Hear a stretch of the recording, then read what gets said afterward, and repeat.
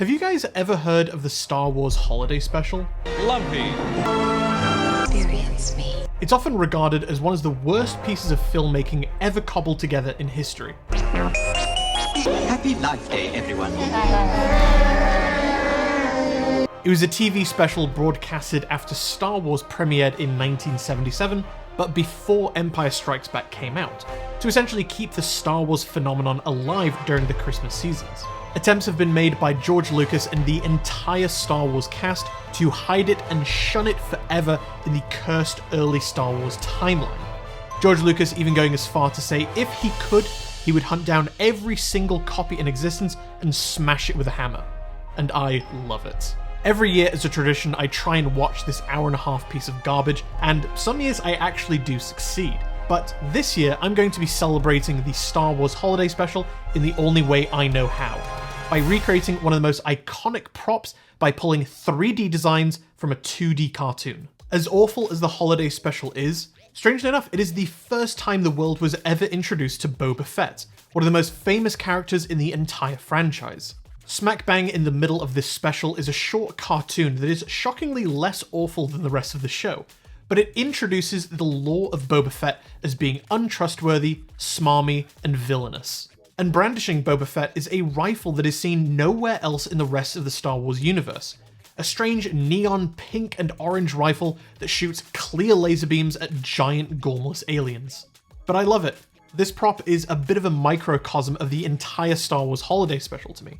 It's gaudy, over the top, but nonetheless iconic, for better or for worse. And today we're going to be recreating this prop by going frame by frame through the Star Wars Holiday Special so we can pull this prop into real life. Now, I have seen some people cosplay as this character before, but I've never seen anywhere of this prop being able to be downloaded. So if you want to make this abomination of a prop, you can find the STLs and Autodesk Fusion files in the Make a World page in the description below. I'm going to get started by cutting up the special into sections that show off the prop, and then pulling some important screen grabs that show off the most detail. As soon as I have all of these screen grabs, I can get started with the first step of any prop replication, and that is figuring out the scale of the prop. After doing a bit of research, I found that Boba Fett is 6 foot tall, so the same height as me. And that's important because we really don't get a good shot of him standing up with the prop. So instead, I'm going to measure myself sitting down from my chair to the top of my head, which is about 34 inches, and then going into Fusion and pulling in the best image that shows off the whole length of the prop and calibrating Boba Fett to my sitting height. Then I can draw a line that runs the entire length of the prop, fix it in place, and see that the total rough length of this prop is about 42 inches long. Now that we know the total length, we can start to divvy up all of the sections of this prop and get some rough lengths. I've got no idea if any of these parts have real names, so I'm just going to be making it up as we go along. The stock of the back is going to be about 15 inches, the middle grip section about 6 inches, and then the rest of the forked barrel and the middle details are going to be adding up to about 21 inches. And remember, we're pulling all of these dimensions from a blurry 1970s cartoon, so any of the dimensions or scale of this project, we can play around with it a little bit and afford ourselves a little bit of fluidity. But one thing we can control is the color, and in classic 1970s style, this rifle is a cacophony of neon pink, orange, and yellows, and it looks completely bizarre in the hands of Boba Fett. Weirdly enough, these funky colors are actually giving me NES Friday the 13th vibes, with Jason with his weird neon blue mask and purple jumpsuit. Regardless, the majority of this prop is neon pink with yellow grips and tips, and orange details, rings, and a forked barrel that all should be able to screw together into one big prop. This channel being CADclass, we obviously want to be showing off the CAD design of this project, but more importantly, we actually want to show you guys the best way to attack these projects, where the scale and size of the entire thing changes dramatically, and how the best way to get started is to first understand the architecture of the entire piece, and then slowly work in all of the details. For example, the tips on the end of the forked barrel are a different color. They need to be made of a different color material, therefore in our design, we can make one component as the barrel and another component for the two tips. As soon as you've established the first few components on the end of a project, you can now move your way to the other end of the part and continually add on more and more pieces. We can see from a few of the shots that most of the components in this prop are essentially cylinders or rotationally symmetric parts.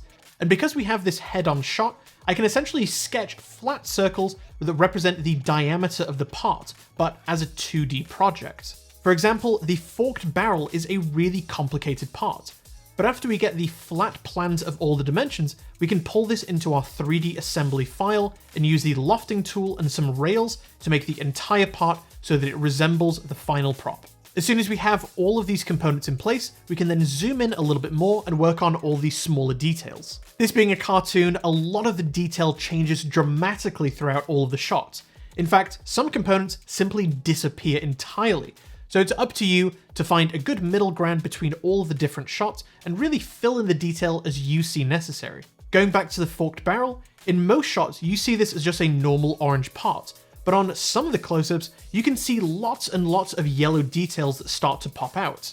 In this case, the details on all of the components are less of a strict guideline of what makes the prop accurate, but a little bit more of a philosophy. For me, I approach prop replication as a little bit of a maximalist. If I see any detail at all, I want all of it. If I'm thinking about building R2-D2, just having the droid isn't good enough. I want him to have his little periscope or his lifeform scanner built into the body. So even though it's not always visible, I want this prop to have as much detail as possible. In addition to details disappearing, there's also entire components that just vanish. For example, this orange ring that has an extension on it just completely disappears. But for mine, I want to include it to have as many of the pieces be as accurate as possible. Finally, as soon as you have all of the pieces that make up this prop, you can start to think of how they will actually get assembled in the real world. This is a very long and very straight prop, and to give it some more strength, there's actually an embedded 1/4-20 threaded rod that runs through the entire part.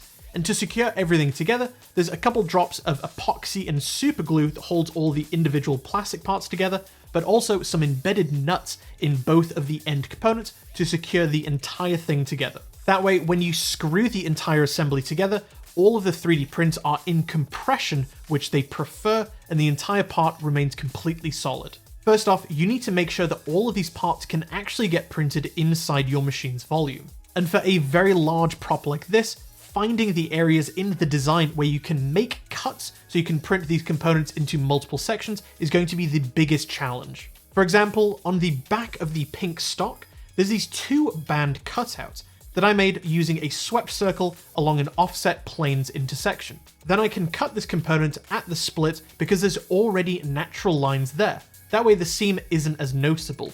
Next up, the embedded nut is a really easy way to get a huge amount more strength out of your prints.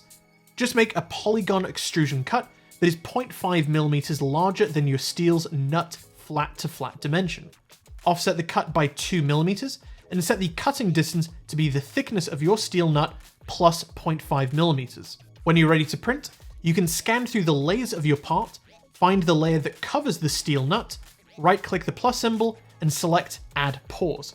It's basically the exact same process regardless of what slicer software you use. When you get to that layer, your hot end will move out of the way so you can add in the nut, and then click play, and it will become embedded in your print. Once each part is ready to go, you can send this file off to your printer and get going.